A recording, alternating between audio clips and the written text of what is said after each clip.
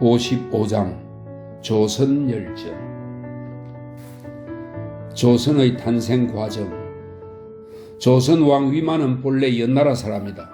연나라는 그 전성기 때 진번과 조선을 공격하여 복속시키고 관리를 두어 요새를 쌓았다. 조선은 진나라가 연나라를 멸망시켰을 때 요동군의 국경 밖나라였다. 한나라가 일어났지만 그곳은 너무 멀어 지키기 어렵다고 다시 요동군의 요새를 쌓고 폐수까지를 경계로 삼아 연나라에 속하게 하였다. 연나라 왕 노관이 한나라를 배반하고 흉노로 들어가니 위만도 망명하여 천여 명의 무리를 모아 머리를 상투 모양으로 틀고 만이의 차림새로 동쪽으로 달아나 요새를 벗어났다. 그리고 폐수를 건너 진나라의 옛날 비어있던 땅 상하장에 살면서 점점 진번과 조선의 만이들과 옛날 연나라와 제나라에서 망명해 온 자들을 복속시켜 왕이 되어 왕금, 원전에는 금이 흠으로 되어 있다고 합니다. 왕금의 도읍을 정했다. 그때는 마침 천하가 처음으로 안정된 효해제와 고후 무렵이었다. 요동 태수는 위만과 이렇게 약속했다. 외신이 되어 요새 바깥의 만이를 보호하여 침범하거나 노략질하는 일이 없도록 하라. 만이의 군장들이 한나라로 들어와 천자를 뵙고자 하면 막지 말라. 이 약속을 위해 아뢰니 천자가 허락했다. 이로써 위만은 군사와 재물을 갖게 되어 주위의 작은 마을들을 침략해 항복받았고 진번과 임둔도 복속해 왔으므로 그 땅이 사방 수천리나 되었다. 왕위가 그 아들에게 전해졌다가 다시 손자 우거에게 이르니 한나라에서 망명해온 백성이 더욱 불어났다. 또 일찍이 한나라로 들어가 천자를 만난 적도 없고 진번 주변의 여러 나라가 글을 올려 천자를 뵙고자 하면 길을 막아 한나라와 통하지 못하게 했다.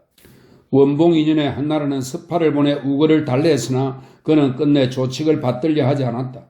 스파가 길을 떠나서 국경 폐수에 이르렀을 때 수레를 끌던 사람을 시켜 스파를 전송하러 나온 조선의 비왕, 이것은 임금을 보좌하던 벼슬아치 가운데 어떤 벼슬을 말합니다. 비왕 장을 찔러 죽이고, 이 장은 사람 이름입니다. 장을 찔러 죽이고 폐수를 건너 요새로 달려 들어갔다. 그리고 돌아와 천자에게 보고했다. 조선의 장수를 죽였습니다. 황상은 그 공을 가상히 여겨 꾸짖지 않고 스파를 요동의 동부 도위로 삼았다. 조선은 스파에게 원한을 품고 군사를 출동시켜 그를 습격하여 죽였다. 조선 침공과 한사군 설치. 천자는 죄수들을 모집하여 조선을 치도록 했다. 그해 가을에 누선 장군 양복을 제나라에서 발해로 건너가게 했는데 군사가 5만 명이나 되었다. 좌장군 순채에게는 요동에서 나가 우거를 토벌하게 했다.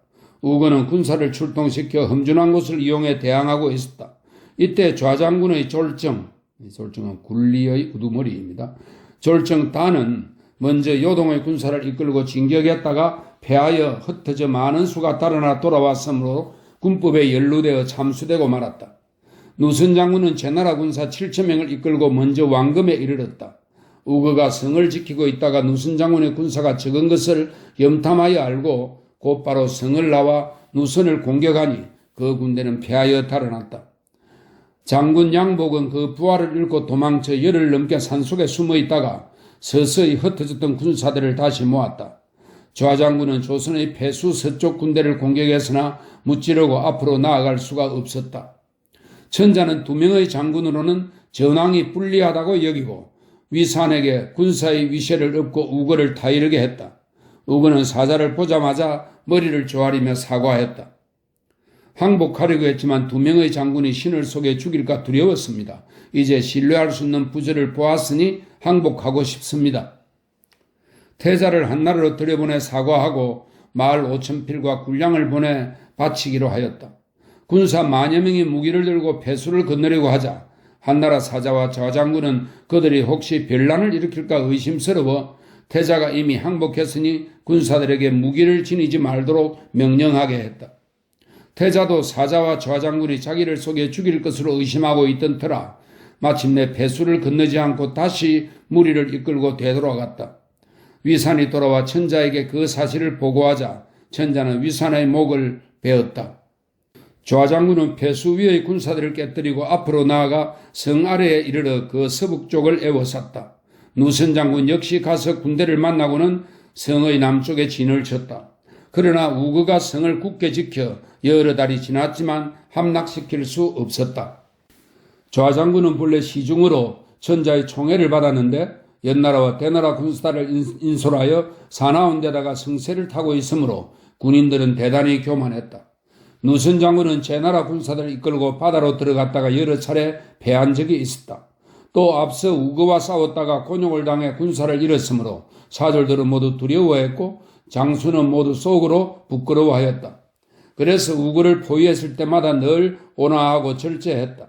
그런데 좌장군이 급습하려고 하자 조선의 대신들은 몰래 첩자를 놓아 누선 장군에게 항복을 약속하는 말을 전하게 하면서도 양쪽 사자들이 오가면서 투항 조건을 교습만 할 뿐 결정을 내리지 않았다. 좌장군이 누선과 같이 좋은 날을 정하여 싸울 약속을 하려 한 것이 여러 차례였으나 누선은 조선과의 약속을 빨리 이루려고 좌장군과 만나지 않았다. 또한 좌장군도 틈을 보아 조선에 사람을 보내 투항을 권했지만 조선은 그 말을 들으려 하지 않고 계속 마음은 누선에게 기울었으므로 두 장군은 서로 협조하여 일할 수가 없었다. 좌장군은 마음속으로 이렇게 의심했다. 누선은 앞서 군사를 잃은 죄가 있고 이제는 조선과 몰래 친하며 항복도 시키지 않고 있으니 모반할 계획이 있지 않은가. 그러나 감히 누구에게도 말하지는 않았다. 천자는 장수가 진격하지 못하기 때문에 위산을 보내 우거에게 투항을 권하도록 했으며 우거는 퇴자를 한나라에 보내기로 했는데 위산이 일관되게 과감히 처리하지 못하고 좌장군과 계책이 서로 달라 마침내 항복 약속을 망치고 말았으며 이제 두 장군이 적의 왕금성을 포위했으나 또 의견을 달리하고 있어 오래도록 해결하지 못하고 있다고 말했다. 그러고는 제남태수 공손수를 보내 그 일을 바로잡고 나라에 이익이 되는 일은 임의로 처리할 수 있게 했다. 공손수가 도착하자 좌장군은 말했다. 조선은 마땅히 오래전에 함락되었어야 하지만 아직 함락되지 않은 데는 다른 까닭이 있습니다. 그리고 누선 장군과 여러 차례 같이 싸우기로 약속하려 했으나 만나지 못했음을 말한 뒤 평상시 품고 있던 의욕을 공손수에게 자세히 이야기했다. 이제 이와 같은 자를 잡지 않으면 큰 변이 생길 것입니다. 누선은 조선과 함께 우리 군사를 멸망시키려 할 것입니다. 공손수도 그 말을 그럴듯하게 여겼다. 그래서 부주를 주어 누선 장군을 부르고 좌장군의 진영으로 들어와 일을 계획하였다. 즉시 좌장군의 부하에게 명령하여 누선 장군을 체포하고 그 군대를 좌장군의 군대에 합병시키고 나서 천자에게 보고하자 천자는 공손수를 주살했다. 좌장군은 두 군대를 아우르고 곧바로 조선을 급습했다. 조선의 재상 노인과 한음, 이계의 재상 삼, 장군 왕겹 등이 서로 상의하여 말했다. 애초에 누선에게 항복하려 했으나 이제 누선은 체포되었고 좌장군이 두 군대를 아울러 거느리고 있어 전세가 더욱 다급해졌다. 그들과 싸울 수는 없지만 우리 왕은 또 항복하려 하지 않을 것이다. 한음, 왕겹, 노인 등은 모두 도망쳐 한나라에 투항했으나 노인은 도중에 죽고 말았다. 원봉 3년 여름에 이계의 재상 3이 사람을 시켜 조선왕 우거를 죽이고 투항해왔다. 그러나 왕금성은 아직 함락되지 않았고 우거의 대신 성사가 한나라를 배반하고 다시 관리들을 공격했다. 좌장군은 우거의 아들 장항과 재상 노인의 아들 최를 시켜 백성을 달래어 성사를 죽였다. 그리하여 조선을 평정하고 내 군을 두었다. 삼은 획청후, 한음은 적저후, 왕깁은 평주후, 장항은 기후로 봉해졌다. 최는 아버지의 죽음을 무릅쓰고 공을 세웠다 하여 온양으로 봉해졌다. 좌장군은 조정으로 불려와 공을 다투고 서로 질투하며 계책을 어긋나게 하였다는 죄에 연루되어 기시의 형에 처해졌다. 누선 장군 역시 그 군사가 열구에 이르렀을 때 좌장군을 기다렸어야 하는데 제멋대로 먼저 진격하여 많은 군사를 잃었으므로 주살되어야 했지만 속죄금을 내고 평민이 되었다. 태사공은 말한다. 우거는 험한 요새와 견고한 지시만을 믿다가 나라의 제사가 끊기게 했고 스파는 전공을 속여 싸움의 실마리를 연 장본인이다.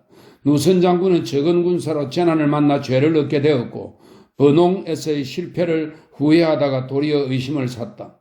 순체는 공로를 다투다가 공손수와 함께 죽음을 당했다. 두 장군의 군대는 모두 곤용을 당하였으며 장수들 중 후로 봉해진 자는 없었다.